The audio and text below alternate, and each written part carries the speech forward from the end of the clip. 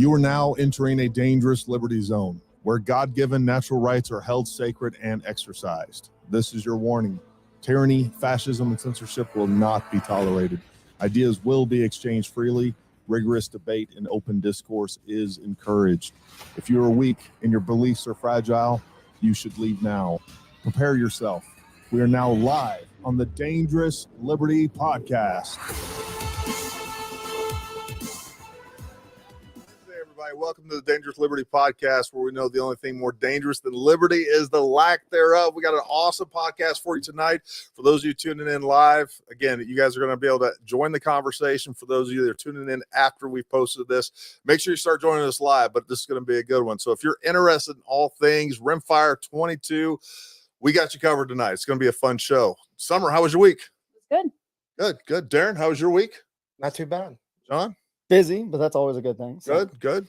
Sean, we took Sean's mic. We only got 4 inputs. He gave us a thumbs up. So he gave us a thumbs up. Sean's been snapping necks, cashing checks. That's what he does every freaking week. So good times. All right. We got some special guests. I'm going to go ahead and let them introduce themselves. Darrin, tell everybody a little bit about you. Besides, you're all big, brawny, and go ahead. That's weird. You're too close to teddy bear. All right. The brawny man. All right. My name's Darrin Smith. I'm the match director over at Summit Point Shooting Sports. We've been around for about a year. We really dove into NRL and to PRS matches, and it's been taking off. We just built some new props. We got a second story shooting platform now. I haven't seen that. It's going to go live. We're going to practice on Saturday for our NRL match, and then the following weekend we have our January PRS match. We'll be practicing that. That's awesome. And yeah, it's been a lot of fun. Yeah. So on top of that, Darrin was a former SF guy. He was over. You were 7th group, right? The only group. First of all, there's first group, and then there's everything else. No, I don't play those games. Good stuff. Johnathon, tell us a little about you. Yes, I've been in the Rimfire game for a little while. Started off shooting it kind of near the beginning on the East Coast, at least with Frontline Defense when they used to still run 22 matches. And then with the Lapua Rimfire series here down the road at Peacemaker, I shot their second season. So when it was actually the Lapua Rimfire series instead of just some ad hoc matches. So I've been running Rimfire matches for a little while. I'm on Team Vudoo and US Optics. So I run their equipment on all my rigs and try and shoot as much as I can whenever I can get out to matches. I've been out at Darrin's match location a couple of times and helping him with a few things. And yeah, we got some fun things to talk about that we'll announce here in a little bit. Awesome. Oh, yeah. That's great, man. And first of all, thank you guys for coming to do this. I really appreciate that. This is something, and I'm sure Ray Helms will be on here in just a few minutes. We were talking about doing some additional Rimfire courses and things like that. And there's definitely a lot of things that we can all collaborate on. And for those of you guys that don't know, excuse me, our training facility where we're at, Summit Point Training Facility, is right here in Summit Point, West Virginia. You guys are running matches how often right now? One PRS match, about 8 a year, and a monthly NRL match, and 2 big NRL 22X matches a year. So if you guys are in the Northern Virginia area, anyways, we're basically around Winchester, Virginia. So it's going to be a great facility. So definitely come check it out. Come check out the store as well. You guys have a Facebook page as well for the Summit Point Shooting Sports. Yep, we have a Facebook group, and right now, I checked last night, we got 310 members, and that's how I put out all the information along with practice score, and I get everything out there to the public so they all know to come out. And what's the name of that? It's just a Summit Point Shooting Sports. Summit Point Shooting Sports. We will make sure that we put a link of that down in the description. And as we talk, if there's any other social links or websites or anything else that we wanted to throw up there, we will make sure we put it in there too. Especially if you guys got you use social media. I do, yeah. Yep. All right. So we'll make sure we get all that to you guys. You guys can follow these dudes. And yeah, we're going to have a good time talking about 22. So let's, I guess, just start at the beginning. And Johnathon, when we're talking about getting into Rimfire, what are some things that you think people probably should know starting off? So Rimfire is a lot more capable than most people give it credit for, right? Rimfire competition, the biggest thing that people kind of struggle with is how far out we actually shoot. The average Rimfire competition goes out to about 300 yards. Some will push a little bit further out to 350. That is going to be the longer end of the targets, 1 or 2 per match, but nothing crazy. It's not like every stage is going to have targets that go out that far. But people really struggle with kind of getting over that and figuring out what their rifle is actually capable of, because 22, especially in the United States, is always associated with plinking, right? That's what like your dad, 50 uncle, feet to 50 yards. exactly. Like we throw cans out there and just shoot at cans. And everyone's used to Remington Thunderbolt, bought in the brick at Walmart for like $9 back in the day. It's a lot And of fun. that's everyone's exposure to rimfire. Sure. And so trying to explain to people that you are actually capable of holding like a 2-inch group at 200 yards is kind of a learning curve for a lot of people, especially when it comes to calling wind. So those are probably the 2 biggest things people struggle with, is figuring out what equipment they need for it to be consistent, because the biggest thing is the ammo. And then secondly, figuring out how to actually call wind. That's awesome. Yeah. You know, what's funny is even just going out to watch the rimfire match that I came out to, it's funny seeing these guys, you know, they're rocking $3,000-$4,000 scopes on this on a 22. You know, it's hard to wrap your mind around, like, Jesus. But you know, it actually makes a lot of sense when you start looking at it, because number one, you need a lot more elevation than you would normally just shooting your standard long range out to 1,000 yards, even 1,500, 2,000 yards. Because you have so much drop in that bullet. It's going so slow. But then on top of that, you're also looking at really small targets at distance, and you really need to pay attention to the wind. So it makes a lot of sense that, you know, they're actually buying better quality optics or more expensive. And on top of that, usually only the more expensive optics are going to have that near focus capability. Whereas, you know, a lot of the even Night Force and things like that, you know, I think the closest that is like 45, whereas you get into zero compromise is 25 yard or meters technically. So there is a big learning curve on there. Now, with that being said, especially with like your guys' matches, and I guess any matches nationwide, you know, if somebody's just wanting to get into this and they have, you know, a Ruger 1022 and maybe a Tasco optic, they can still come shoot these things, right? Yeah, most definitely. I definitely recommend being in the NRL, starting at, there's no target past 100 yards. Nice, nice. And then when the PRS, just like John said, hey, we're going to reach out 250 yards. They're going to be at a huge disadvantage. Sure. But you can come out with anything you got and come out and shoot the NRL matches. All it is going to work on fundamentals. It's going to give you a great introduction to, you know, offhand and some other skills that you need if you want to continue on it and move up the PRS. Yeah, and sometimes, number one, you can take the kids out there, go buy you some ammo from Walmart, come meet a bunch of great people, and see if it's something you even want to get into. But the kids have, you know, it's a lot different than when you take your kids to your range and, like you said, you're shooting cans or whatever else. They're actually doing something, and they see some purpose behind it, as opposed to just hitting, you know, like, you know, that gets boring. When you're just doing slow aim fire from one position, when you see where kids and everybody else can kind of move around, do some dynamic shooting, have some cool targets out there. And if they hit and they do well, great. And if they don't, you had a great experience. You can kind of figure out, again, is this something I want to get into? Because I do think that's one of the things that most people don't realize is, like with all things long range, and technically, you know, 22 may not be long range, but it's long range for the cartridge. There's a bigger investment usually than what most people think, right? Absolutely. I mean, we used to say that rimfire was a lot cheaper to get into and cheaper to shoot. I've changed that much. I don't say it's cheaper to get into anymore. It can be just like it can be with centerfire. But if you're happy just going out there and shooting, you can bring, you know, again, the 1022 and do that. But if you want to be competitive, being competitive is the big thing. A Tasco and a 1022 is not going to be competitive. But I would even go a step further. I think the rimfire community, I shoot a lot of different disciplines, and is by far the most welcoming discipline. You don't even need to show up with anything. If you just show up at a match, somebody's going to hand you a gun, whether it's a spare gun or let you hot gun theirs, and they're probably going to hand you ammo, and they're not going to ask you to pay for it. Oh, really cool. It's a very welcoming community, and a big thing has to do with how rimfire works too. Like, no one's going to hand you a 6.5 at a centerfire PRS match and be like, "Hey, put 150 rounds through my gun," because they're going to be crying in their car on the way back home, right? Because you just shot $200 of ammo, a tenth of their barrel life, and 4 hours of their hand loads, right?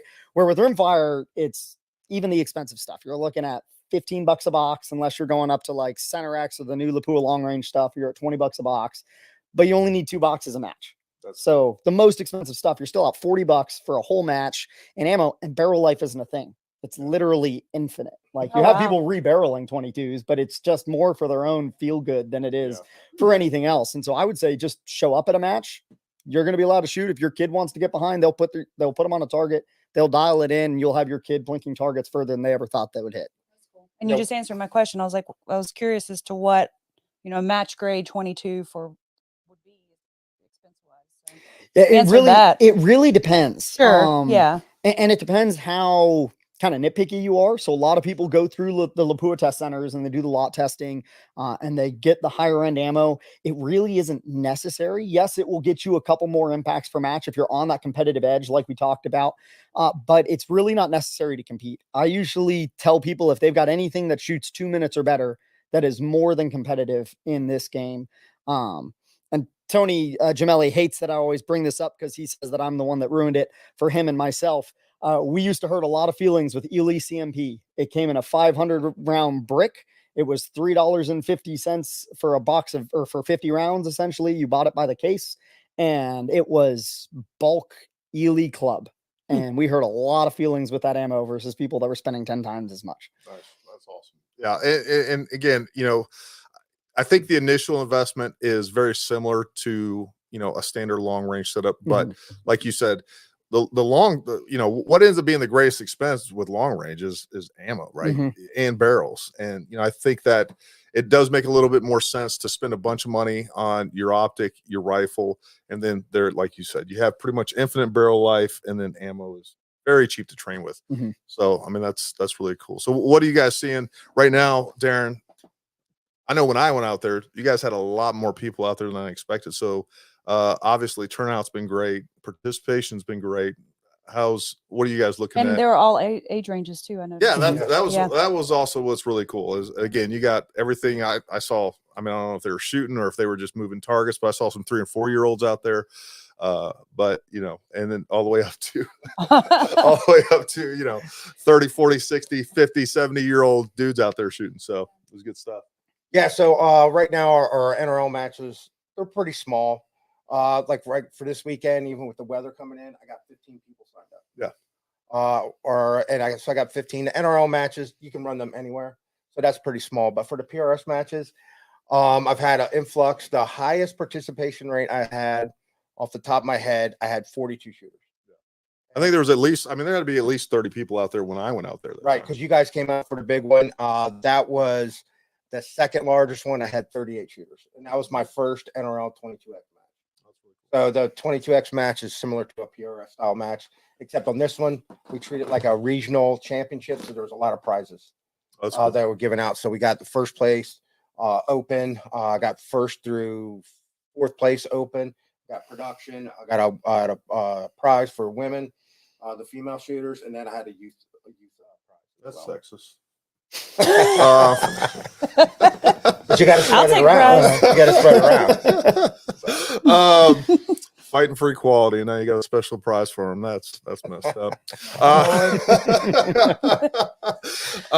Johnathon, when it comes, you also shoot PRS as well, right? So, what do you see as far as how much benefit are you getting out of also shooting 22? Do you see a lot of crossover as far as the training out of it? Maintaining skills. Like, what's your kind of thought process on that? Absolutely. So shooting both 22 gets you a lot more practice, especially when it comes to like stage planning and things like that, because the biggest issue with stage planning for PRS matches, you can only do that at a match, right? You can set up your own stages in your backyard, but you know what the stage is. It's at your home range. There isn't that mystery behind it and running it on a clock, right? Because even if you run yourself on a timer, it's not the same as somebody else running you on a timer. And at 90 seconds, that is it, right? If you're in your backyard, you'll go to 95 and it's right. Right. So it gets you a lot more reps on getting onto barricades and things like that. The actual shooting itself is almost identical, but you're going to get really good at culling wind, right? With center fire, wind is a lot more forgiving, mainly because even on really windy days, you're going to be within a target's width, one way, right or left, especially when you're running the hot rod caliber, 6 mil and 6.5 at the speeds that people are running. With rimfire, that is not always the case. The last time we were at Darrin's match, the average wind call was 1.5 mils.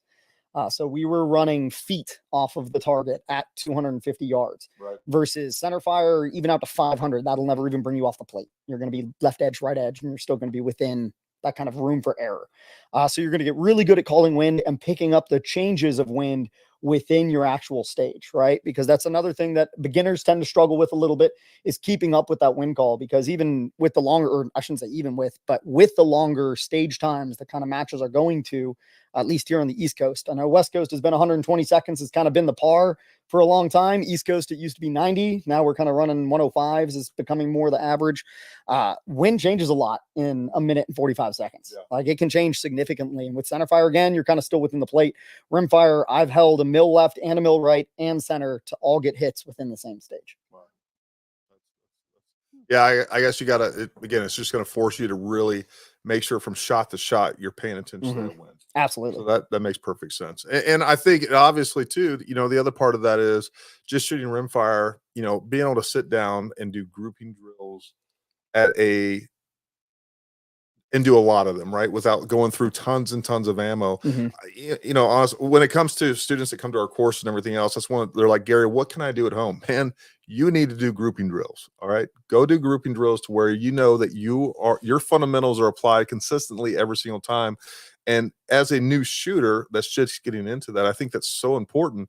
And me and Darrin had the benefit of being able to do that on the military. So we just would take a box of ammo, cases of ammo out, and just sit there behind the gun and 5-round groups. And, we got the benefit of that. And I know with a lot of folks, when you're talking, $30, $40 a box, depending on what you're running, that's not always easy to do. So, that makes a lot of sense to be able to practice those fundamentals. And I like the fact I knew that 22 was more sensitive, but I like your sales pitch on that. That makes a lot of sense to me, just as far as getting out there and making sure that people are paying attention, shot to win. I think that's probably one of the coolest training values I've heard so far out of, running rimfire. Absolutely. What do you think, Summer? Sounds good. No, we want to get Noah already. Well, his gun's not up there; it's usually up there, but we got to get him set up for a rimfire. Maybe Jackson too, but that's something we all. Yeah, all he's got of us an need to go do. expensive shooting habit right now. I think getting him set up on 22 would be better, at least until he gets a job. He owes us a couple $1,000 worth of ammo just from the last He's couple 9, of courses. so he can't work quite yet legally. Anyway, about to be 10. Yeah. We got a. All right, so interested to hear recommendations on budget-friendly scope options. Either one of you guys. I got some recommendations, but you guys send it. Yeah, so I've got a couple. One of my favorites is going to be the Vortex Strike Eagle, first focal plane 5-25. Pretty much as soon as that came out, I bought one, shot one match with it, and immediately went and bought a second one. Nice. That was my go-to pretty much competition optic up until I got sponsored by US Optics and jumped significantly in terms of quality, just because of the tier difference between foundation running the 15 by on my rimfire setup, but the difference in quality between those two is also a 0 on the price point. Right. So budget friendly, the 5-25 Strike Eagle is phenomenal. The Arkin EP5 is another really good one.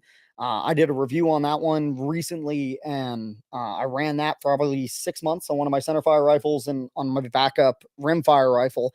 And that one's phenomenal again for the price. Yep. Obviously, when you're looking at budget friendly, you're sacrificing some quality compared to the higher tier optics. But those two are phenomenal. If you're going super budget, another one that I ran for a long time, but you're starting to sacrifice a little too many features, it's better to go with the Strike Eagle, was the Diamondback Tactical. First focal planes, I ran those up until the Strike Eagles came out. They're still really good scopes, and used, you can get those for a couple $100. Yeah. So when it comes Gary, there are budget options available. Oh yeah, I didn't hear what you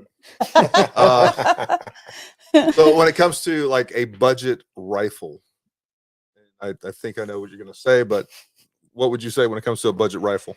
So budget rifles, there's a couple of things you want to look for, and mainly it's going to come down to quality control. So you've got a couple of budget options. I started off my first 2 seasons with a Ruger American target model that I picked up used at Green Top. If you're from anywhere, Central Virginia, Northern Virginia, Green Top is like kryptonite for any of us gun guys because they have a huge used gun section.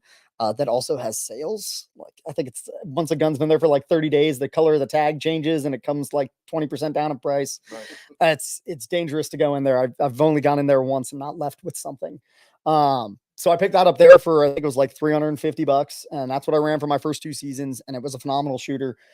But guns that are mass produced are going to have a little bit more QC issues, Sure. right? Some people have run those and had struggled getting it to group well after 100. I got lucky. Mine was a phenomenal shooter. Same with the RPR. I think right now they're going for about $400 for the Ruger Precision Rimfire We model. just got one of those. So we had a client order one of those, and it was the first time I looked at their Ruger Precision Rim. And man, I was actually pretty impressed with the features and everything on that. So and brand new, it was very affordable. Yeah, it was very affordable. Absolutely. Right. And they've got a bunch of features with it. Their QC is hit or miss. I've had some people that get phenomenal ones that are a half-minute gun. I've had other people that have had to tinker with it and just to get it to shoot a minute. But that's what you're going to do when you have something that's that price point, that's produced on that scale. Bagara makes a really nice entry-level rifle. CZ. Yep, CZ, the 457 is a phenomenal entry level gun, a little bit higher price point than the Bagara, or it probably is equal with the Bagara. It's a little bit higher than the RPR or the Ruger American. But all of those are great options. You don't have to go out and buy a V22 or a Rim-X or a Victrix or any of those high-end custom guns. Are the top competitors going to have those? Sure. Absolutely, right? It's like any other sport. But, with that being said, that wasn't that top competitor's first gun. No. And that's one of the things that, there's a balance. And I always tell people, look, buy what you can afford, buy what you're going to enjoy. It doesn't matter, I don't care if you're talking about a handgun, whether you're talking about long range, whatever you're talking about, but especially on long range. And again, I'm going to go ahead and throw Rimfire in that category. Buy what you're going to like so that you are comfortable and happy with that equipment. Make sure you go to a course, make sure it's set up correctly, make sure you're getting the most out of it, so that you are only buying once, and you can live with that if you want to. Chances are, if you are going to get competitive, you're going to end up upgrading. We all like to upgrade gear, right? I know I don't do that, but I know a lot of people like to upgrade gear. You like to upgrade wives, but I would never say that.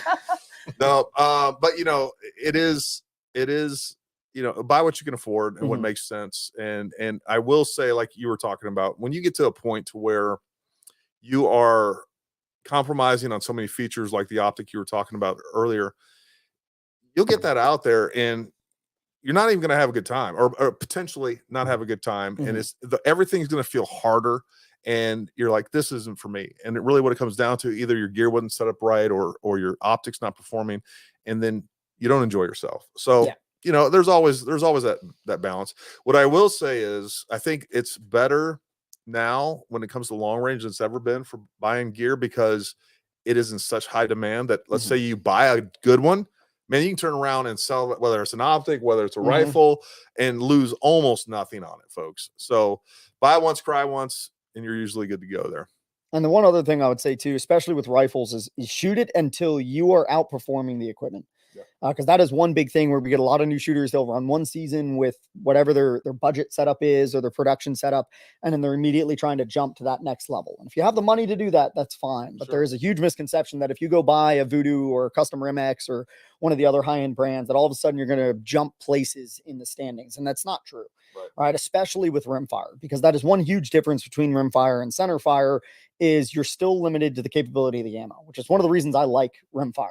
All right, centerfire PRS, you're always chasing the next new flavor of caliber, right? 6 GT, 6 Creedmoor, 6 BRs, Dasher. And essentially what people are doing is they're purchasing smaller wind calls, and they're purchasing less elevation, right? So they can have a little bit more room for error on their fundamentals, because their grouping or their elevation variance at a certain distance is smaller. Their wind call is smaller. So now they don't have to be as precise with their wind call. With Rimfire, it doesn't matter if I'm running a Vudoo or a Ruger American. All right, Vudoo and the higher end brands further out, you're going to see a little bit more consistency for elevation, but wind is wind. All right, so it doesn't matter how much money I spend. If I don't call good wind, I'm going to be shooting a very tight group into the dirt somewhere off the side of the target. Doesn't matter. And so I'm definitely a huge proponent for shooting it until you outshoot the equipment and then upgrade. Don't spend all your money up front then realize it's really not for you just because you're not having as good of a time. And now you've spent and invested all this money into the sport. Yeah. Oh, it makes perfect sense. What other questions we got up there, Sean? Darrin, when's your next match? Our next match is Saturday. This Saturday. This Saturday, we have our NRL 22 match. I'll be in Vegas. Not that I would come to that. I'll be in Vegas on Monday. Folks, there is snow on the ground, and it is stupid cold. More tomorrow, Yeah, and more Friday. snow Friday. I heard 22 doesn't even ignite when it's cold. Oh, we're going to make it ignite. It's going. Darren's going to be over there blowing on everybody's chamber to get it ready to go. I will light the field on fire. Somebody sent me a ammo manufacturer sent me some ammo to test out, and he sent me a text today. He's like, "Hey man, have you had a chance to test the ammo?" I'm like, "Bro, it's been cold, and I don't think ammo ignites below 40." And I can tell he didn't know how to take it. I don't know this guy very well, so I was like, "I'm just joking." Gary doesn't ignite ammo anything below 40 degrees. Like, what's wrong with my ammo? It's like, are you stupid? You don't think you can shoot a gun below 40 degrees? Not everybody gets your jokes, Gary. I know. Their jokes are for me. You're Can the funniest you guy just you've show ever up met. at the matches? Yes, you can just show up at the matches with or without a gun. Just like I'm sure you're coming in a little late, but that's what Jonathan and Darrin were saying. Like, you can just show up, check it out, and Jonathan said a lot of the guys will actually throw a gun in your hands and say, "Hey, go shoot this," because ammo's so cheap. Mm-hmm. I actually have a backup rifle I bring to every match, and I've handed it to shooters before either because they're having issues with theirs or they don't have one. And I'm not the only one that brings two guns. That's awesome.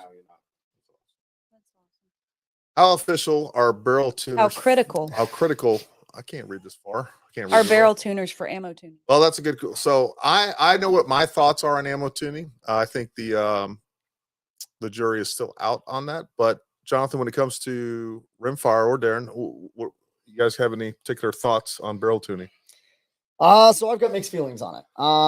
Obviously there's a lot of opinions, and I'm going to say opinions because there is no solidified kind of truth behind it yet. It's difficult to do the amount of testing that's required to identify every facet that could influence the harmonics of the rifle, right? And consistency of ammo. Absolutely. Right. And so personally, I don't run anything attached to my gun. As with most of Team Vudoo shooters, we don't run brakes, we don't run cans, we don't run tuners. There are exceptions to that. But for the most part, it's just one other thing to come loose and cause issues because a loose tuner. Another variable. Yeah, it's another variable, right? A loose tuner is going to cause inconsistencies, not just because the harmonics are unperfected or whatever, untuned. It's more because it's going to be moving the entire time. And so now your harmonics are different shot to shot just because it's loose. Just like a loose can or a loose muzzle brake will do the same thing. Do they seem to produce results, especially in rimfire? Yes. Because you can't tune the ammo to the gun. So that's the big thing with hand loads and centerfire. Right. You are tuning the load to match the harmonics of the barrel with that action in that stock and chassis and everything, where you can't do that with rimfire. So I think the tuner is kind of working the problem from the other side. You're tuning the rifle to match the ammo. I know people that swear up and down that they have a perfect tune for their load, and they've got groups that would indicate that they are correct. I know other people that say they're full of crap, and they've got groups that indicate that they're correct. So it really just depends on your flavor of the month and whether you trust it or not. If you needed to trust your equipment, send it.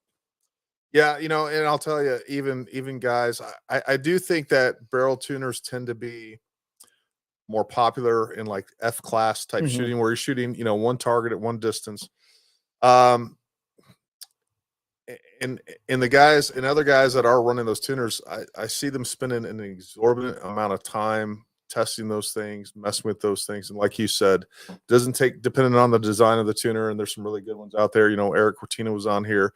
He sent me a tuner. I've been meaning to test it, and I actually got, now that I have 6 guns that are, for all intents and purposes, the exact same. And I've been planning on testing that and playing around with some ammo, and, tuner versus non-tuner. I think that would be a lot of fun to do. I don't know how definitive the results are because you're chasing millions of variables, literally millions of variables on that. But I've always been very hesitant to mess with a tuner, and it sounds a little voodoo to me at the end of the day, because we've been able to get a lot of good ammo and a lot of good guns to run just fine without them for a long time. Yeah. And I do think there are cases where you have maybe a barrel that doesn't shoot that well for whatever reasons. Maybe that can help that. You know, it helps that also getting another barrel. So there's Do you that too. think you mentioned spending a lot of time with this tuner and chasing all this stuff with the tuner and the ammo? What do you think would be better use of that time? Practice. Practice. Yeah, Well, I mean, yeah, practice but is like a big one. specifically Shooting like groups. Yeah. grouping drills and things practice like your that. Grouping, wind, and positions, Yeah. right? That's going to be the big three because for PRS matches and NRL matches, you're mainly shooting positional stages, right? You're very rarely going to be prone. Sometimes you'll have a modified prone off of a bench, but that's going to be a couple of positions out of the match. Most of it's going to be standing, kneeling, sitting, or modified prone positions, utilizing a barricade bag on some type of barricade, where too many people, and I see this in centerfire too with hand loads, too many people focus on taking a half-minute gun and try and make it a quarter-minute gun, and they shoot a 3-minute group standing. 100%. And so it Something doesn't we talk matter. about all the time. Gary Like, talks about it all the time. there's you know, when it comes to how precise a gun is, you got the shooter, you got the gun, and you got the ammo. And all three of those, if the shooter is a 3-minute of angle shooter, it's going to shoot 3 minutes of angle no matter what you do and how much you spend and everything else. So yeah, so that's my thing, especially when we're not shooting on paper, right? All I have to do is hit a piece of steel. Doesn't matter if I clip the edge of it or I hit it dead center. It hits a hit, right? And so that guy that's got a quarter-minute gun, that's got a tuner and done lot testing and done all this stuff, and he's got 900 rounds on the bench showing these quarter-minute groups, doesn't do him any good if he misses his wing call by 2 miles an hour. So, well, and with that said, because you know we've had clients that are looking to get into rimfire, and almost inevitably tuners come up. One thing, and you tell me if you agree, Jonathan, but just from my experience, same thing with you, Darrin. You know, if you are just getting into this, do not. And my advice is, do not put a tuner on your gun. No. Not starting out, right? Get out there, just like Jonathan said. Freaking get out there. Make sure you can shoot the gun well. Practice shooting groups from positions. You know, make sure that you are getting good wind calls and being able to do that. And one thing, you know, whether I can't stress enough, it's not just because I have a financial, I don't know, investment in it, is folks, go take some courses too. Yeah. So many people try to skip that with long range, especially. You're skipping that because you think you can learn all this stuff online. You think you can do all this stuff on your own. And all you're doing is taking the most circuitous, longest route and spending the most money because you're getting so many things wrong and you're building so many bad habits. You're getting so good at doing it so wrong that by the time you're like, you know what, I need to take a course, or I have these debates on YouTube and in social media all the time where they're talking about things. I can tell they've watched a video, they watched one little thing that they feel was like this advanced shooting technique, but yet they're missing the context of it and they don't know the fundamentals. You know, it's kind of like I was talking to Ray the other day about this. You know, it's kind of like if you were able to learn jiu-jitsu or any other martial arts online, right? Let's say you could learn it all online. Would anybody watch the white belt videos? No, they skip straight to the black belt videos. That's all they watch. They have no fundamentals in that particular discipline, and they're doing all this crazy stuff, and they're talking like they know all this stuff. When like we're not even talking the same language here because you have learned so many things out of step, and then you're combining it with outdated and antiquated, you know, techniques that it's just strange to watch. So do yourself a favor, save yourself money, whether it's us or somebody else. Go take a long range course, understand the ballistics, understand the fundamentals of marksmanship, understand the equipment, and you will set yourself up for success, and it will save you so much time and money. I promise you. Back to the positional shooting. I mean, even with my very untrained eye, when I come out to our long range level 2 classes and I see some of the students starting to try to do positional shooting, and they just don't even know what to do with themselves. No, they can't position their bodies. It's hard. They don't know what to do. They're trying to figure out how to use bags and all this stuff. And it's crazy. I mean, it's a lot, especially, you know, it is a lot. And, you know, especially when you take a new shooter and you've thrown all this stuff at them from a, you know, academic standpoint, we're filling their head with all these ballistics. And now we're saying, hey, the fundamentals of marksmanship are this. You got to pay attention to the scope. You got to pay attention to the environmental. And now, by the way, we want you to do that while you're patting your belly and rubbing your head, you know, all at the same time. And it's like, it's a lot for them. There's no doubt about it. Absolutely. And that's actually one of my biggest pet peeves about shooting in general, not even competitive shooting, but I put it in the same category as driving. It's one of the skills that we use in our industry, we use on a fairly daily basis, that is almost exclusively learned by amateurs, right? We learn driving from our parents who 99.9% of the time, not professional 100%. drivers. They are literally the people we're screaming at while we're on the 95 in snowy conditions about how they're an idiot. They're teaching their kids to drive, right? Yeah. Most of us learned shooting the first time from that dad, grandpa, uncle, Buddy at the range. yeah, buddy at the range, who 99.9% of the time are complete amateurs. Well, and you know, That's a great and some analogy. of those are actually really good shooters, Mhm. but they're not good at teaching. Exactly. And you know, they take so much for granted of the steps they got from point A to point B or C, D, that like they're trying to teach you point Z when you still don't know point A, B through Z. But they can't identify that they're No, not they teaching don't you even point realize A it. through B. They just think it's common knowledge, or you should know it, Yeah. or things like that. But it's unique to shooting, It right? is. Because you look at Brazilian Jiu-Jitsu, Yep. no one would consider showing up to a competition for BJJ without having gone to a professional school first. Sure. Or if they did, they would go once and then immediately go find a professional instructor, right? No one's going to be like, well, my buddy showed me this in a gym one time, Yeah. Yeah. and then I decided to show up to a match. Like, that's not even considered in other sports. But for shooting, people think that they can go years without seeking professional instruction, and that somehow they're just going to figure it all out on their own. And they spend way more money failing to figure it out, or just taking longer to figure it out, than if they just 100%. gone to one course. And all that ammo they've wasted, Mhm. all that time they've wasted, you know, man, it's just it's frustrating to see. It's frustrating for me to see how frustrated people get, Mhm. and then they end up giving it up when they could have, again, come to our course. We'll show you how to do it right, or what another course. We'll show you how to do it right. We'll get you so far ahead of where you're at, to where instead of, you know, you're asking your buddies how to do things right at the range, they're going to be asking you, and rightfully so, because you have a foundation of information, knowledge, and skills and ability that you've put to the test, and that you've been shown right from the beginning. Mhm. Kendon Freeman, that's a new name, man. Hey, welcome to the podcast. I don't remember seeing you before, and if I have seen you before, I apologize, because my memory is about as long as my, you know what. Kendon says having an instructor that can pick up your specific issues and help fix them is extremely helpful, folks. That's, you know, one of the things, and there's people on this that are in the messages right now that have been to our courses. That is one of the things that we make sure that every student gets very personalized attention. Every single course, I do it. I look over and I see our other instructors doing it. They're literally laying down next to individual students, watching those trigger squeezes, fixing it's the little things that get you, man. It's those little things that you don't realize that you're doing, that we can sit there and watch, analyze, diagnose, and fix, that will take you to the next level. And Kendon's actually a great person to talk about that. So he's attended my Rimfire course, and he was actually the match director at Quantico for the last 2 years. He just PCS'd out to Pittsburgh. So thank you for everything you did at Quantico. He's essentially the one that set them up as a Rimfire location. Oh, that's awesome. Yeah. Out of Quantico. Yeah. Nice. I didn't know they were doing that out there. Got lots of good questions. What is the gear needed besides a rifle? I'm glad we got to that. Darrin. Pretty simple to just get started. You got to have a good bipod to go on your rifle, and you just need one shooting bag. That's all you need to start off with, because like Jonathan alluded to earlier, when you're at a match, I've seen guys just hand out their bags. Hey, try this one, try this one. We got one guy, Tyler, that's Tyler Clark, is a regular shooter with us. He makes bags for people now. So they saw his as big as this futon chair that I'm sitting in for the rooftop. He did it, and everyone's like, "Oh wow, where'd you buy that?" Because I made it.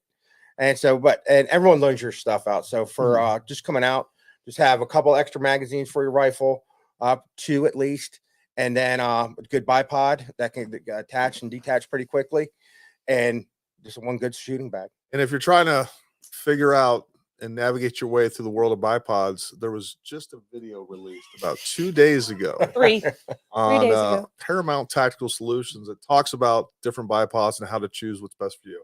And whether we're talking about bipods or bags or anything else, folks, it will always come down to, we can tell you, hey, this is the best shooting bag ever.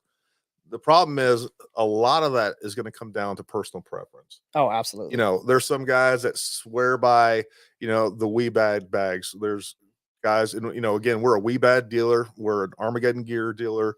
We have all those things. Tab gear. Yeah, tab gear, and same thing with rear bags. We have several instructors on our cadre, and all of them prefer a different rear bag. And then, of course, here's the reality too that you guys are I'm getting ready to shoot a video on rear bags, folks. If you think you're just going to buy one positional shooting bag, or you're just going to buy one rear bag that's going to do it all, you are heavily mistaken. There's about 4 different rear bags that I use consistently on a regular basis, just depending on the shooting position, just depending on the rifle that I'm using. There's a whole bunch of different variables. So what you need to do is, again, go to some of these courses, go to a course, and then go check out some of these matches, and you'll get to use all those things and figure out what works best for you, because what works best for John, what works best for Darrin or me, you may not like that. And man, at the end of the day, there's a good 40% of that gear decision making that comes down to just personal preference. It really is. What other kind of specialized gear and things like that people need to consider, guys? Ooh. If you're gonna make that commitment to shooting NRL and PRS matches, you definitely got to get a pistol. So that was one of the questions. Find that question if there's somebody asked about ballistic apps. I would like to. You said what was the best ballistic app? Ballistic apps, and we'll talk a little bit about kestrels and things like that. So that's actually something I disagree with. So I don't even own a kestrel, right? Main reason for that, and a part of it is because of my background. I have a good understanding of calling wind without it. The problem I find with kestrels is people get way too sucked into them. Mm-hmm. That's the downside. I still run applied ballistics. That's the same software. It's on kestrel, unless you get the Hornady one. I run it through the app on my phone. But the biggest pet peeve I have with kestrels is either watching the row of helicopters in the back where everyone's just spinning them around, which is not needed 90% of the time, or you're probably introducing some errors. I'm just saying. And the other thing is people that are so focused on the wind that the kestrel is reading where they're at, that they're completely ignoring the wind downrange, which 100%. Is what's actually affecting the round. Like, even if you talk to Emil Praslik has his concept in calling wind, and he talks about wind at the firing line, and that's the most important section, right? But he doesn't ignore the other sections downrange, which is the biggest downside of the kestrels, is because they have that wind meter right in front of them.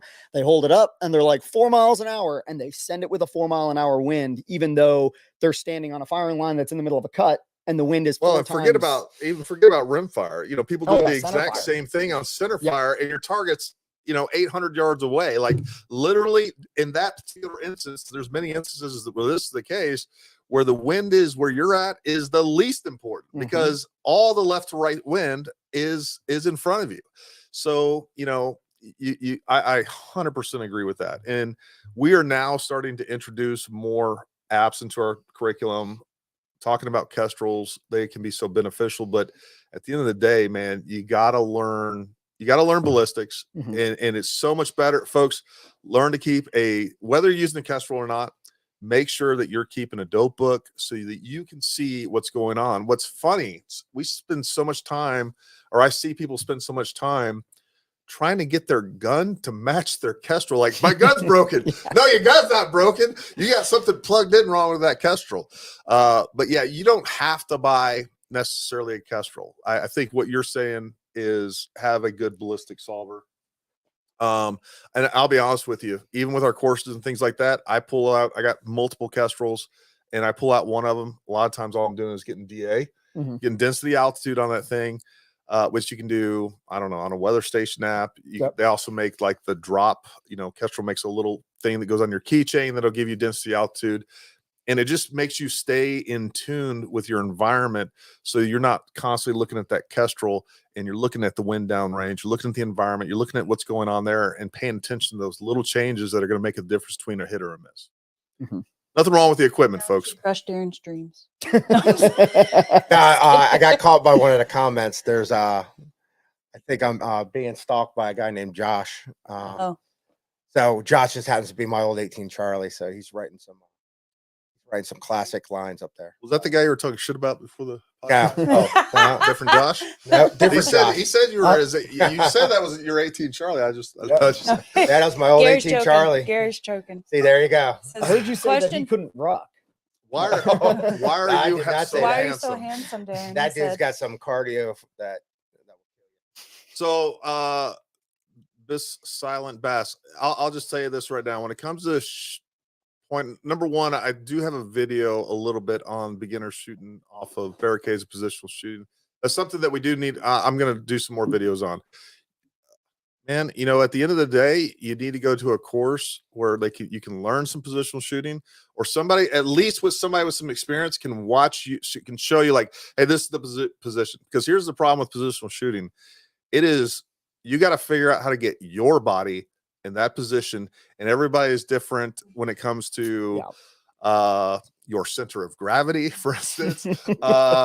Having that built-in Uno bag. Yeah, some people it's a little bit bigger than others. You got some built-in shooting bags. Nothing wrong with that. And then flexibility is a huge part of that. I remember not too long ago of like, all right, I'm gonna go do this positional shooting. Matter of fact, me and Ray, and we were in this position. I was like, oh yeah, I hadn't done that in a while, and I got down there. I was like, ooh, I'm not as flexible as I was, just a few years ago. So those are things you got to work on. But that's something you need some kind of coaching on. But I mean, there's some fundamentals to it, and we can definitely cover some of those in some videos and things like that. But one thing, with Summit Point doing all the rimfire, we definitely want to start doing some more rimfire content. I think not only is it a lot of fun, I think a lot of people are looking to get into that. Maybe we can rope Jonathan into doing that. You'll definitely see some more of that stuff with us and X-Ring as well down the road. Great question. When do you guys take that one? All right, barrel length twist manufacturers. So honestly, barrel length, if you ask 10 different people, you're going to get 10 different opinions. I know on the Vudoo side, we're kind of stuck with the happy medium at 22 inches right now is kind of the general consensus. The longer barrel you do past that, you're going to start to lose a little bit of velocity, not a ton. But typically we're also seeing smaller ESs at that point, mainly just because it's allowing everything. Are you saying with a longer barrel, you're getting lower ESs and SDs? SDs, excuse me. Yep. And the main reason for that is even though you're losing a little bit of velocity as you're gaining friction because all the powder's burnt up at that point, it's just getting more consistent as it exits the muzzle. So again, ask 10 different people, you're going to get 10 different opinions. I run 22 inches on both my primary and my backup rifle. Manufacturer, there's a lot of good manufacturers. Just go with a quality one. If you're getting a gun built, whether it's Vudoo, Rimex, or you're rebarreling a CZ or something, make sure you go with a quality gunsmith. That does not mean go with the same gunsmith you've had do your centerfire rifles for the last decade. You need to find a rimfire gunsmith. Can't harp on that enough. You can get the best, most consistent barrel on the market.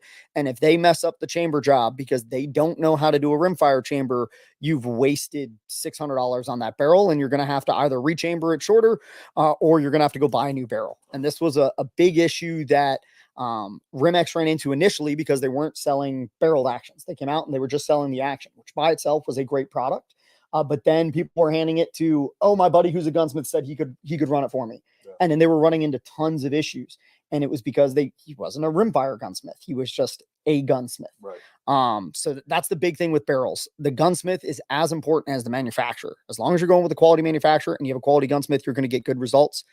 Twist rate 1 in 16 is kind of the gold standard. There's a couple of people coming out with faster twist rates. Fastest I've heard of is a 1 in 9. I don't know if that was an open production or if it was just a prototype. I know there's a couple of people making 1 in 12s, but 1 in 16 is the standard. Unless you're running like ELR and you're doing the cutting edge bullets reloads for rimfire, which is a thing. Yeah. They're running a little bit faster twist rates. Well, they're running like the 1 in 12s and shooting up to like 500-600 yards. From what I've heard. I don't. And folks, just so you know, and I'm not going to try to pretend to be an expert on these specifically, but MPA. Number one, we're an MPA dealer. They're making rimfire rifles, so if that's something you're interested, we do have several of those on order, including some for ourselves. I plan on getting heavy into that this year as well as PRS this year. The other thing is technically we are a Vudoo dealer. We haven't placed that order yet. That's something I want to do. So again, if you guys are looking for a particular rifle, hit us up and we'll make sure that we will take care of you. We'll point you in the right direction. If I don't know the answer, I got lots of guys, everybody from MPA, from Jonathan, from Darrin, a lot of knowledgeable folks around me on the Rimfire section that we can make sure that we get the right setup for you. Jason Sponsor says, John and Darrin, MOA or mill, what barrel length for 22? Cover the barrel length. So I just want to point out though, if you go back, put his comment back up for a second, his like profile picture says MOA sucks. So I think he's a little biased asking that question. God, that's not even fair. I wonder who made that patch. I don't know. I got one sitting on my gun box. And I got It's true. MOA sucks. Yeah. I'll get you I some think he patches. asked that question for Jeff's benefit. I know he did. I know. You- That is, that's a valid question though. All joking aside, are you seeing guys in Rimfire? Is there kind of a mix between? I know what the answer is as far as standard PRS. Is there a mix between guys running MOA and mill, or are we seeing mainly mill? It's the same mix as PRS. It's 90% mill. You've got a couple holdouts still running minutes, and usually it's because they're on their first season or two. They've always shot minutes. That's what they're comfortable They're with. not That's used what to, they and they're have. not used to winning. Yeah. Yeah, for the most part, everyone's going to be running mills. Even if you're comfortable with minutes, it's a hell of a lot easier just to run what everyone else is running. Win calls make sense. 100%. You're not trying to convert math on the clock. Buddy D, do you add weight to your rifle? If so, how do you decide how much? So I don't add weights to mine. Mine's heavy enough as it is. I run a chassis. I think mine's running about 16 pounds without any weights. I know a lot of people that do. That with the optic on it? Yeah, with the optic. A lot of people run weights. In my opinion, weights are more to balance the rifle. A lot of people have used them to mitigate recoil or to make it so that their wobble area is a little bit smaller. Does that have benefit? Sure. I think there's some downsides to that just because of moving the rifle around. Sure. But yeah, personally, I don't add weights to mine. I don't think it's 100% necessary. I just added external weights, MDT external weights to Mhm. mine. I had to get that balance. It was rear heavy, and I'm just experimenting with it right now just to make sure that I can get on the prop a little bit faster. I got that level balance with the rifle right there, so I can hopefully engage my target. No, I mean it makes sense to make sure that you want to add weights Mhm. just for the balance point, but I don't get the idea of adding a bunch of additional weight for recoil management with the 22. But that's one thing I have heard from folks that have jumped back and forth between they're shooting Rimfire and then they go and shoot centerfire, PRS matches, whatever other matches they're shooting. They said it is easier. It's a little easy to get sloppy on the fundamentals with 22 because you don't have to worry about that recoil management and things like that and follow through. You have a lot more people doing what do they call it? It was a big thing 2 years ago. Free recoil. Yeah. That whole BS. A lot more people do that in Rimfire because they can get away with it and you can still see your impacts. If you've got a heavy enough gun, it won't move the gun off target. And then you go try and do that with a 6.5 and it's going to move it off target if it is not securely in your shoulder. So it's very easy to get sloppy with Rimfire going back and forth. Let's see. Kestrel. Can you name any good pre-fit manufacturer for 22 barrels? I had a great experience with, if I pronounce this correctly, Lilja. Yeah. Lilja, they were great. First of all, I called them, make sure they had it in stock. They're nonstop. They had it. I placed my order. They're in Montana. Time difference. They had my order in the mail, and I had it very quickly afterwards. And what was that a pre-fit for? For a CZ 457. Yeah, so there's a lot of companies make pre-fits for CZs. Ruger, I think there's a couple companies that make pre-fits for your Rimexes and your Vudoos. You're going to have to get a gunsmith to spin it up. So speaking of which, I think it's important to quantify those when we're talking about what's a good barrel. So when you're talking about a good barrel, regardless of where you got it, if it's a pre-fit, if it's a gun off the shelf, what are you looking for as far as performance between the gun, the shooter, and the ammo? What's a good, is it 1 MOA for Rimfire? So if you're looking on the higher end of the spectrum, the top level competitors, let's talk about like minimum.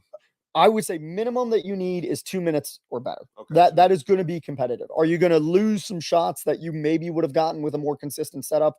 Absolutely. If you were holding right edge and that's where it went, that 2-minute group might end up pushing you off target. But that's going to be competitive enough if you're a decent shooter. So you don't need anything that's holding a quarter minute. The higher end of competition with a good shooter and a solid setup, a half minute at 100 yards is absolutely attainable. Wow. That's impressive with Rimfire. Well, a good question we got. What are your opinions on the truck axle barrels?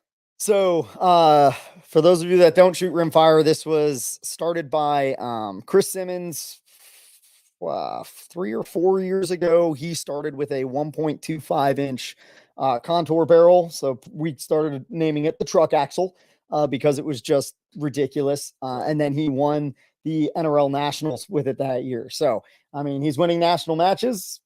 Can't fault him for what he's doing. Right? It is ridiculous. Yeah, it's ridiculous. But I mean, hey, if it works, it's not stupid, right? And so that kind of started a trend. With God, a that lot must have more... felt so good for him. Oh, I'm sure it did. Like, oh, you guys make fun of my barrels? Here we go. Oh, yeah.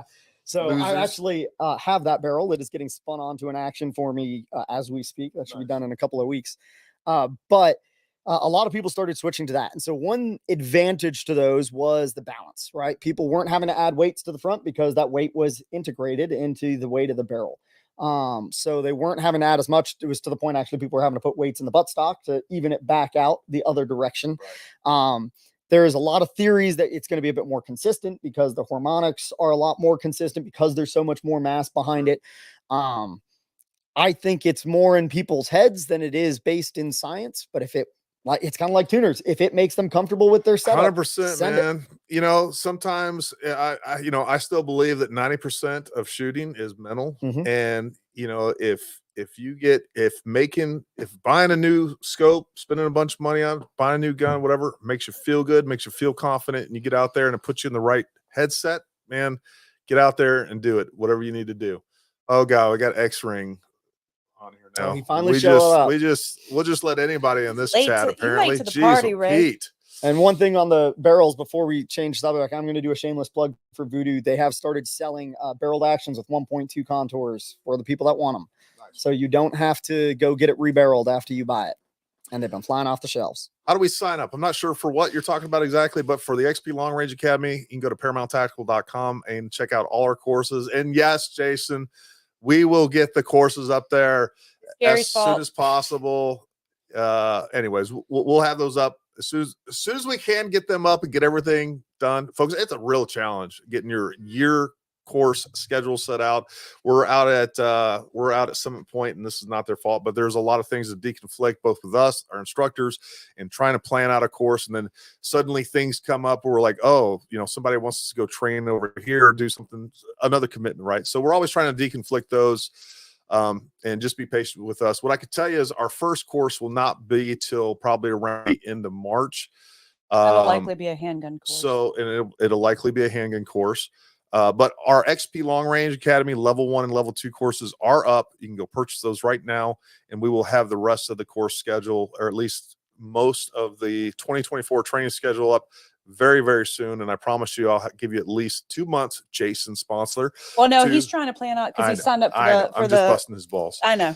Because he's always busting the balls. But like, Jason, I am looking out for you on that schedule you asked for. We'll take care of you, buddy. As far Don't worry. as the timing. I gotcha. What else? How do we sign up for so you can go to there you go. Yeah, so the easiest way to sign up is go to Practice Score, look for Summit Point Shooting Sports. I have the entire NRL and PRS season already listed, so you can just pick the dates and sign up there. The way we do it is you sign up for the match, and then you come and you pay the morning of the match right before we get started. So just go to Practice Score, look at Summit Point Shooting Sports, and it'll get taken care of. Does 22 ammo manufacturer matter? Recommendations? I had a funny question Ely? on 22 ammo. I had a client texting me asking about some crazy 22 ammo that apparently is like all the hotness and very hard to find. So that's all of it right now. Oh, okay. SK long range 22 ammo. Yeah, so SK long range is one of the more go-tos. It's SK red box for anybody that's been kind of shooting rimfire, or whether it's steel challenge or something else. SK yellow box, the standard plus, is another go-to. It's on the cheaper end of the spectrum. The manufacturer does matter, but there actually isn't nearly as many manufacturers as people think. A lot of it comes from the same factories. So is there a shortage is there a shortage right now of really good 22? Yes. Okay. So with the explosion of popularity for NRL and PRS Rimfire, the industry has been struggling to keep up with demand because it is also easier for us to shoot it, right? You've got centerfire. The demand gets limited by people's paychecks, where I can pick up a case of 5,000 rounds of rimfire for even the nice stuff is $1,000. And that is a lot more doable for more people. And so people don't typically buy People it can in a shoot box it of 50. faster than they can produce it. Well, it's Yeah. also Even- probably easier to find somewhere to go shoot rimfire Mhm. versus shooting a Absolutely. centerfire I know because we're you need going a to be doing lot a shot show, running down some ammo manufacturers. because you need a lot more distance for the centerfire. Yep. Yeah. Oh yeah, absolutely. And then the whole barrel life thing. I mean, your top level competitors are shooting probably 3 cases a year. I mean, we're talking 15,000 rounds. That's not possible centerfire. I mean, we're talking a down payment on a house to do that with a 6.5 Creedmoor. and then that's even if you're not hand loading. If you're hand loading, it's possible, it but can you better be more. be rich. Like, yeah. So I think that's playing into it. We're also coming out of COVID where there was mass shortages. I know Ely didn't import anything to the US for going on like a year and a half. That's what started the whole run on Ely CMP that me and Tony were running for a long time. That was in stock up until essentially COVID hit, and then it just turned off, and it has not been back since then. So there is a huge shortage on it. When it comes in stock, people are buying as much as they can get shipped Every to them. case they can. Yeah, and so a lot of retailers actually do limits on the higher end stuff. You can only get 1 or 2 bricks at a time. Some will do a case at a time, but they typically won't let somebody order all of it. So I'll go back up to the top and throw up a couple of X-Springs comments real quick. We'll come back to that one in just a second. There was one go up one more. There it is. X-Spring says, "Oh my goodness, hey Jonathan crew, you haven't flipped any cars lately, have you?" Not this year. So that comment comes from the first match that I ever met Ray. Was at a match in, where was that at? Tennessee? I think it was in Tennessee. I drove 11 miles out or 11 hours out there on a Thursday or on a Friday. Stayed at a hotel about a half hour from the match site. Woke up Saturday morning to go drive to the match site. Huge ice storm had just hit the East Coast. And I made it within a quarter mile of the range, hit black ice, and rolled my car. So had a shift of 0.2. So the match director let me re-zero when I showed up. Had the tow truck driver drop me off at the match, and awesome. I dealt with everything on Sunday. That is. So Ray You were beat me there. that You might match. as well, right? Yeah, I was there anyway. Like I had full Yeah. coverage insurance. I wasn't worried about it. So Ray beat me at that match by 1 shot. BS. I know We're gonna exactly. blame the wreck. Huh? We're gonna blame the wreck. We're for gonna that. blame the wreck. I know Yeah. exactly where I lost the match. It was in the middle. There was 2. So I it was know where I it lost was the run match. kind It of was in like the middle. a hunter style match. So it was Uh-huh. meant to be an unknown distance match. But they had Well, 50 hold on. yard Was that centerfire or was that rimfire? rimfire. So it was an Okay. NRL 22X match. And it was set up where the targets were unknown distances, but they had 50-yard placards throughout each stage. So you could kind of associate where the placard was, swag where the target was. And there was 2 targets in the middle that I ranged at 150, and they were at 150. And for whatever reason, I put on my 100-yard dope and sent my rounds at both of them, missed both of them wildly, and then continued on with the stage. And I was prepping for my next stage, and it like everything clicked. And I think I was actually sitting next to Ray, and I said some profanities to myself loud enough for everybody to hear because I realized what I did. And that cost me the match.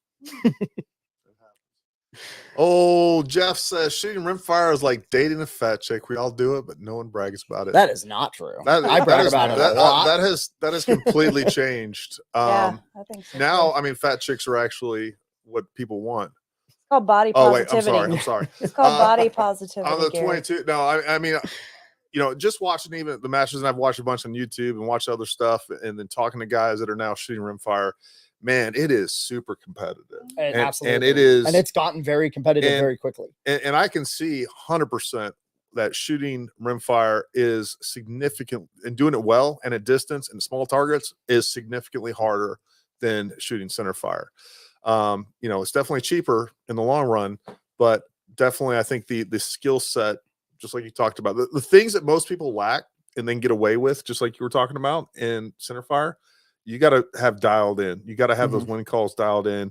you got to have your equipment dialed in, and it's just I find it fascinating. And like I said, that's one thing that I definitely want to get hard and heavy into, both from shooting standpoint. Ray and I are talking about offering some courses with that, but also making sure that we are, we have some good guns on the racks where we can order those, and we have the equipment so that we want to make sure that we're leading the charge on that in any way that we can. Supporting Darrin and them out there, whatever we can do to push the sport. Because I also think it is such an important time, folks, to get our family, our friends, our kids into shooting, to make sure that we continue the traditions that have made this country great, and making sure that everybody has not only firearms in their home, but are well trained on firearms as well. I think that does a lot for kids and just for everybody's mentality when it comes to firearms. Absolutely. I'm just going to call out Jason for being a traitor, by the way. What do you do? Summer likes to total cars too. Oh, Jesus. Really, Jason? Now I know, I have right? to pay for that, Jason. I have to I pay just for like, that. oh, I'll take care of you, Jason, and then he throws a bomb. He Oh well. throws you under the bus. God, Jason, you're such an a-hole. Such an a-hole. She's still gonna be mad at me about it, though. I'm trying to dig myself out of the hole you dug for me. Good luck. Blue Line Life says, any upcoming pistol courses? I shoot long range, but can't navigate past recoil anticipation with a pistol to shoot well. We got you covered. You missed a key word there. She says, I shoot long range well. I shoot long range well. You. That was implied. She's a woman that shoots. Of course she does it well. Why would you think her to do it? You missed the word, not me. I'm not a reader. Yeah, what we should have some coming up March, and then probably about once every 6 weeks thereafter. You want to be in a range at some point. Oh, Jesus, no. Yeah. I want to be on any They range had at any guys- place. I don't They had even people wanna out be there outside. training night before when it was like 4 degrees. They're out there right now. Will Trax says, you don't see a lot of situational awareness and self-defense while you're in a vehicle courses. There are lots of encounters with road rage here later. Well, I can tell you we cover that in our both of our courses. Definitely when and situational awareness is something we teach throughout all of our curriculum. I think it's so important. But I agree with you. Typically when you are talking about, and I'm not sure exactly what context you're talking about exactly, Will, but with our driving courses, we definitely do. It's a huge part of that curriculum.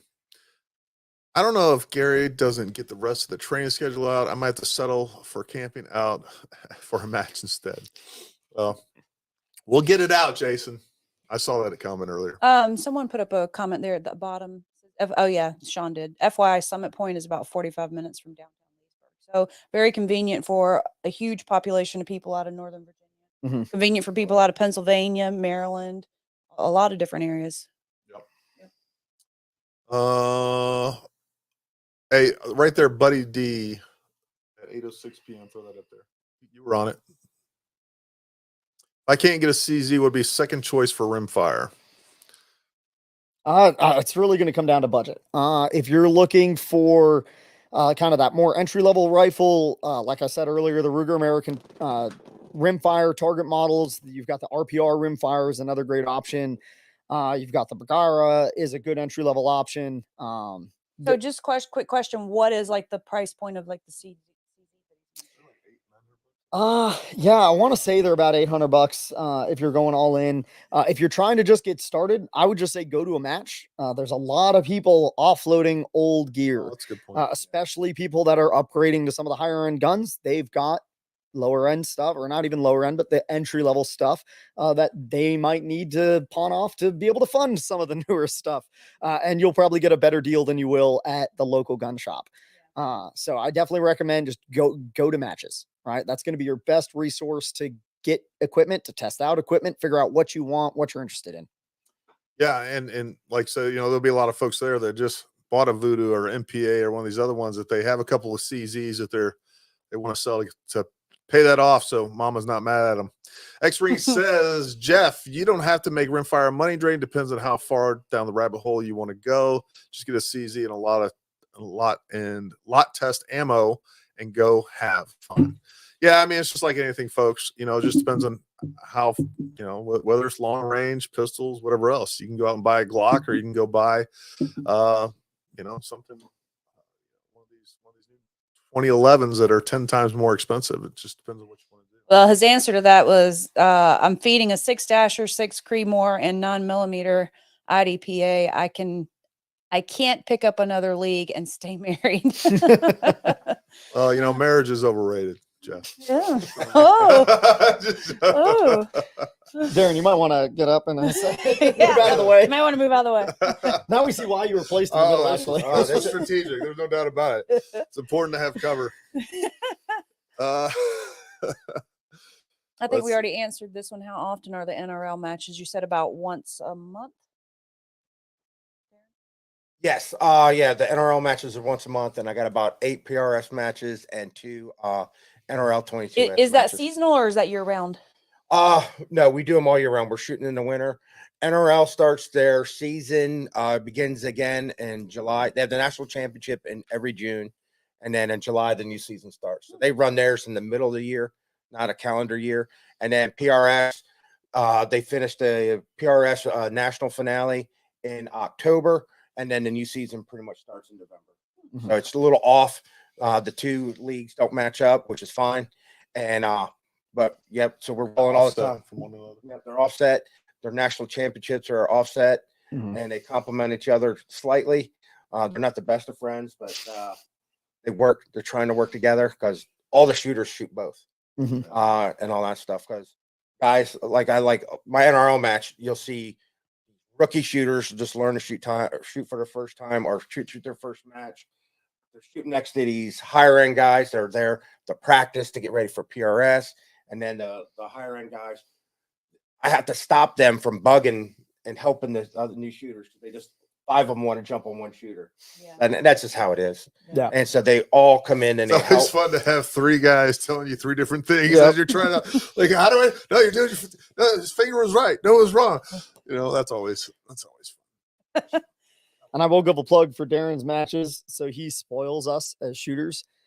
He recently just acquired / they bought him a bunch of propane heaters Oh for yeah, his matches in the winter. So every stage is going to have a propane heater, and which is leaps and bounds. and Darren personally provides lunch for every person that comes out. That's what I like about And it. I send the bill to Paramount, and they take care of it. So it's going to work out great. It was donated by Paramount, wasn't it? Donated by Paramount. Oh. Oh, that's funny.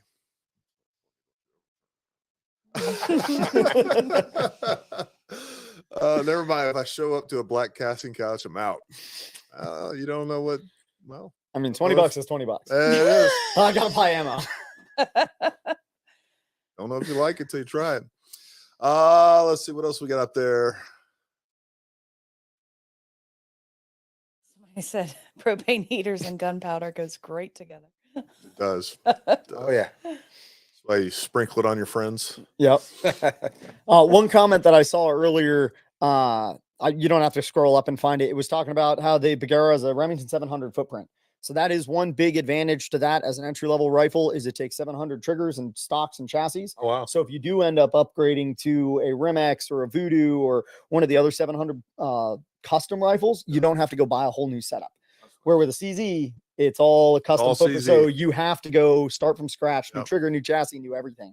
Where with the Bagheera, you're just upgrading the barreled action essentially, and you can keep everything else the same. CZs are to the gun world what Apple is to the computer world. Yeah, exactly. You know, everything He's else really is good at what they PC. do, but Yeah. not interchangeable with anything else. You are going to buy our stuff. What else we got out there? X Ring says I did end up getting a Bagheera HMR and it's fun. I use it for a trainer, but competing, no way. And again, folks, you know, you can buy some of those entry level stuff. I think somewhere up there I saw Ray threw up a comment. I guess it was a production rifle that won nationals. Yeah, Tika production. Tika's another really good brand. Yep. Yeah. What is production level for Rimfire? is that I don't requirement? know that one off the top of my head, Darren. It depends on the organization. So they're pretty close. If I remember correctly off the top of my head, for production for NRL is right around the 1200 mark. Is that just the rifle or rifle optic everything? Right, just a rifle. PRS has a couple more rules for production level, and I just don't know them right off the top of Because my head. I think PRS, it's a combined cost, isn't it? Yes, I believe it is Where combined. NRL does a cost for the rifle, cost for the optic, and then PRS, I think it's a little bit higher, but it's for both, I think. If I'm not Yeah. mistaken, I think PRS on centerfire for production is just the rifle price, right, Gary? It just went Just up the to rifle. like 2,600. No, we just went up to 3,000. Did it go to Yeah, thir- that's why wow, that's why right. the Matrix got really popular. Sweet. Yeah. Good for them. What else? Oh, Oh, so- Jason said it's okay, Spook. My wife hates Gary every time. X-Ring Most answered our wives question, do. by the way. Yeah, X-ring answer. Yep. Something they, including mine. So rifle and optic, and then 2 down. He's got a NRL's 1,200, PRS is 1,500. Tell you what, Ray Ray knows his stuff. is a freaking He's a Rain nerd. Man. He's a Rain Like, Man. That guy knows more crap about more crap than anyone I've ever met. I'll be like, oh, well, what about this? Well, I used to serve as a meteorologist, and he's like, serious, like it's crazy the crap he knows. And he's like, oh yeah, I have an advanced degree in meteorology and that's science. Oh, Ray said, "LOL." my favorite Ninja Billy right there. What's up, guys? Oh, good you're here, Smash. It's the end. Start over. Rewind this. I play it saw from where the Lee beginning. said earlier he was starting at the beginning and watching everything at 1.5 speed so he could catch up, which is a good idea, honestly. Ray has forgotten more stuff than most. Absolutely. Forgotten more than we've ever learned. Yeah. Yep. What else? I think that's it, guys. That's good. Well, That was they we got had one a more you thing. guys had an Oh, we announcement got to make. one more thing. One more thing. What do you got? So I'll start off, but I'll Mhm. let John finish.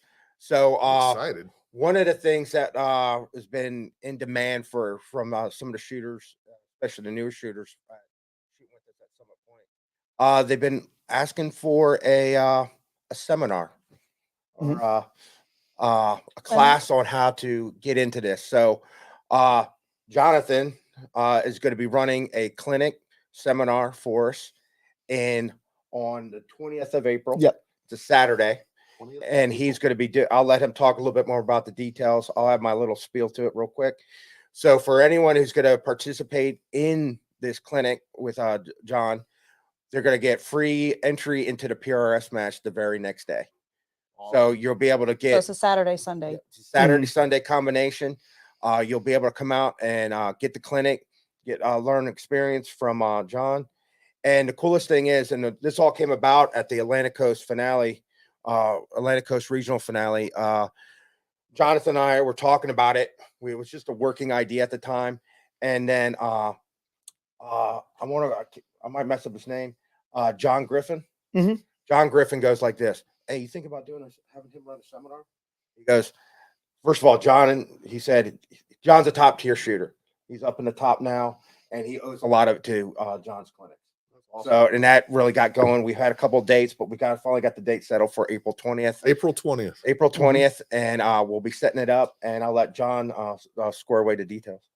Yeah, so essentially it's going to be a 2-part clinic. So the biggest thing that I wanted to do when I talked to Darrin about it is I really want to grow the sport as a whole. And this is something that I talk about with my sponsors as well.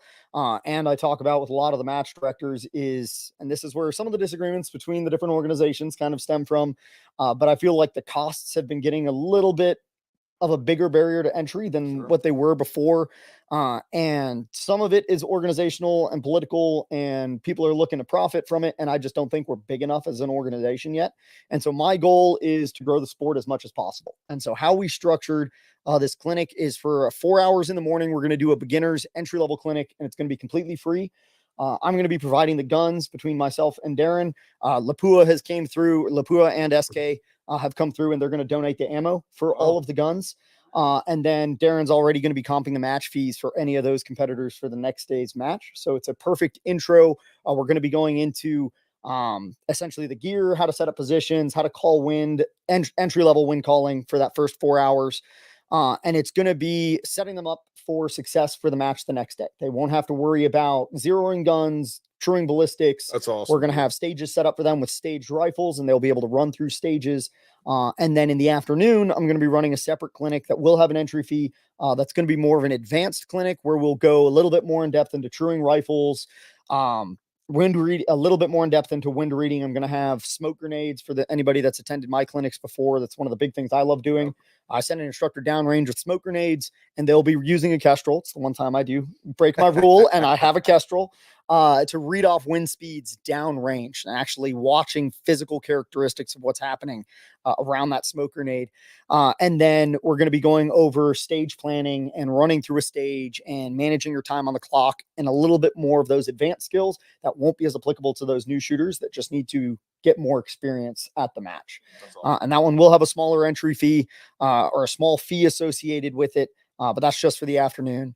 And so we'll be, we've got flyers made up. We're just waiting for a couple of things to get ironed out. Those will be getting posted and links for practice score. Darrin will be posting those here probably within the next week. And we'll make sure we put them on our social media too, guys. We'll have those up on our Facebook, and any other additional information that comes out from that, we will make sure that we get that to you. And that is going to be limited. I think we're going to be running about 12-ish shooters for each of those, just so it's a little bit more one-on-one. We're not trying to have a huge amount of people show up and then it's just becomes a lecture. Right. PowerPoint. When can we expect Paramount Tactical? Asking for himself. Very soon. That's my boy again. Josh. We just covered that, bud. Rewind. We will have it up. Eventually.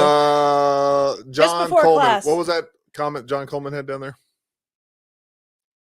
Guys, do a family build class. My kids still love their 1022s. They modify lots of pride when you build your own hex keys. Yeah. That's awesome. We could definitely do something like that. We'll look at doing something like that for sure. What else we got?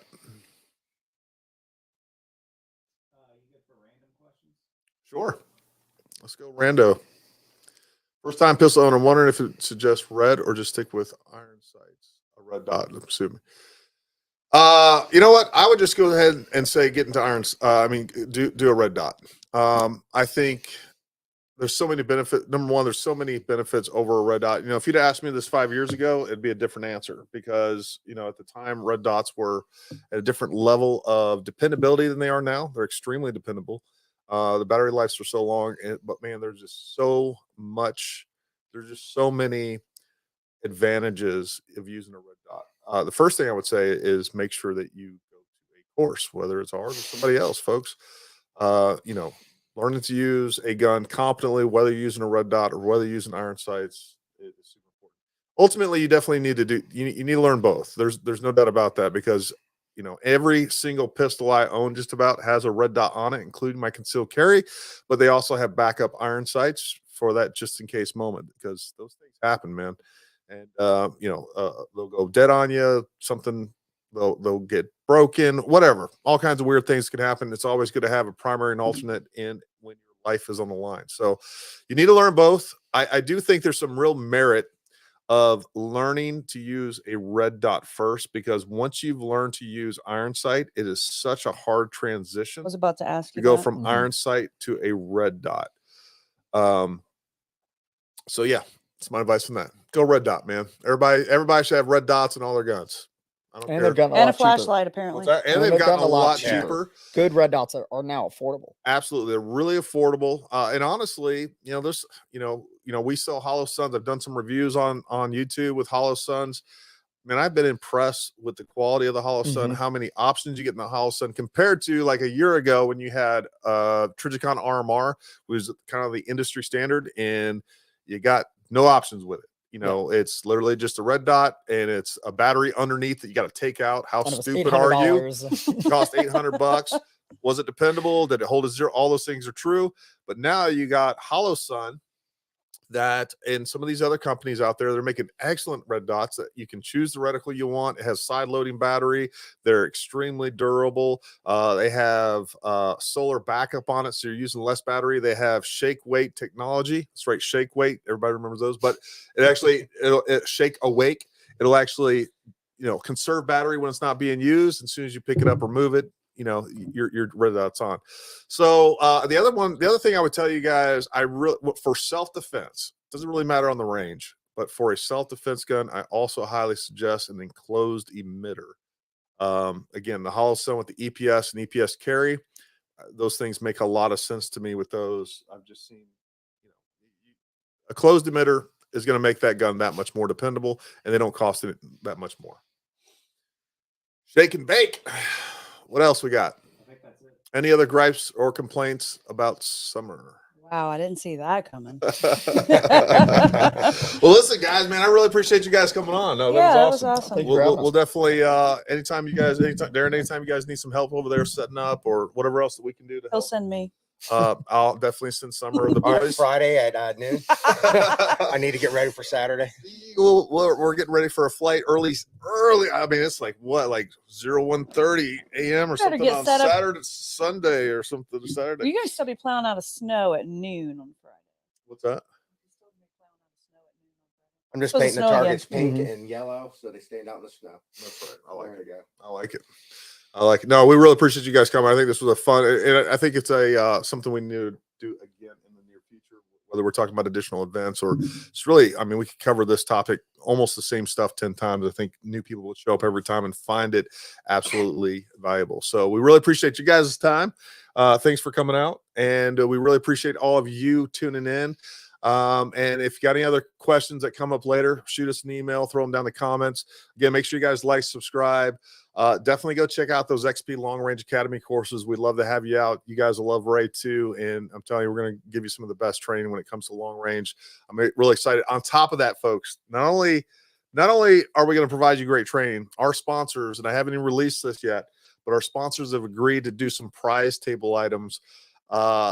Literally released what it. they've already I'm not releasing what they've already committed to will more than pay. 1 out of 12 people as it stands right now are going to get their tuition more than paid for. And we're going to be talking to some other sponsors on some other items too for Top Gun and then the second and third place shooters for that. So I'm really excited about that. We got a great year ahead of us. We're already talking about adding additional courses. It's going to be a lot of fun. And of course, make sure, you go check out all our other courses, tactical carbine, handgun, med courses, driving courses. We're going to be doing some night courses this year. So take a look at that. We will have the schedule up very, very soon. Summer's going to have it done by the end of today. As a matter of fact, I think she said, no, but we will have it up soon. So yeah, come train with us. I promise you'll be glad you did. And for all your gear needs, make sure you go to ParamountTactical.com. But until next time, stay armed, stay ready, and we'll talk to you soon.